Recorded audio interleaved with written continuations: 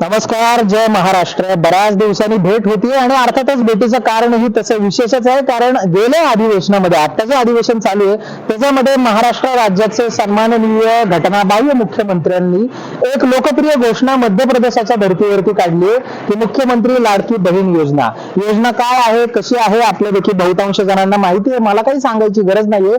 पण योजनेच्या पार्श्वभूमीवरती काही प्रश्न येतात जे विचारणं मला मजबुरीचं किंवा असं म्हणत संयुक्तिक वाटतं की लाडकी बहीण योजना जाहीर करणाऱ्या मुख्यमंत्र्यांना जेव्हा जेव्हा या राज्यातील महिलांवरती आंतरवाली सराटीमध्ये त्यांच्याच बहिणींवरती भगिनींवरती ज्यावेळी सरकारी दडपशाहीचा वरवंटा फिरवला जातो, रबर बुलेट चालवल्या जातात, लाठीमार केला जातो, तेव्हा मुख्यमंत्र्यांच्या बहिणी लाडक्या नव्हत्या का?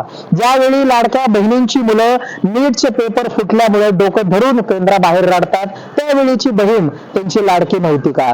ज्यावेळी Vedanta, Foxconn, bulk drugs park आणि सॅफ्रॉन सारखे प्रकल्प बाहेरच्या राज्यांमध्ये निघून जातात, त्यावेळी बहीण आणि त्यांची मुलं मुख्यमंत्र्यांची लाडकी नव्हती का?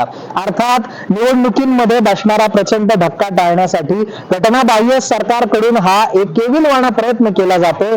पण असो, जनतेला माझं काही विषय सांगणं नाहीये, कारण तुम्हाला जे पैसे मिळणार आहेत ते तुमच्या आमच्या टॅक्स मधले आहेत. तुम्ही जीएसटी जो पे करता, तुमच्या अन्नपाण्यामधून सुद्धा सरकार जे पैसे उचलतंय तेच तुम्हाला थोड्याशा स्वरूपात मिळत आहेत. त्यामुळे तुम्ही कोणाचेही पैसे घ्या, अडचण ती नाहीये. पण तुम्हाला पैसे देऊन जे स्वतः दानशूर असल्याचा आव आणतायत त्यांना प्रश्न मी विचारतोय की जर का बहीण लाडकी आहे तर मग बहिणीवरती इतका अन्याय का? बहिणीच्या मुलांवरती इतका अन्याय का? नवरे काम करून करून जीएसटी भरून थकतात, पण चार तोंड भरण्यासाठी चपला सगळ्या सपाट होऊन फाटून जातात, तुटून जातात. मात्र सरकारला त्यांच्यावर दया येत नाही. इतके टॅक्सेस की टॅक्स लावणाऱ्यालाही लाज वाटत नाही. हे सगळं थांबण्यासाठी येत्या निवडणुकांमध्ये ज्या पद्धतीने लोकसभेत आपण या घटनाबाह्य लोकांना, संविधान द्रोह्यांना आणि महाराष्ट्र द्वेष्टांना दणका दिला, या विधानसभेत सुद्धा हाच दणका आपल्याला एकीचं बळ दाखवून द्यायचा आहे. आणि मला खात्री आहे की आपण तो नक्की करताल. शुभेच्छा.